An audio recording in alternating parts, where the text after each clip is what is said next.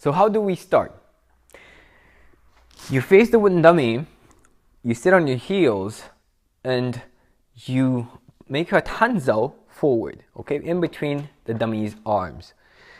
You shift and you use a tanzao. And you extend the back hand to the back of the dummy and you pull down. Be careful. Your elbow is in between the dummy's hands, and when you're pulling, don't pull like this, okay?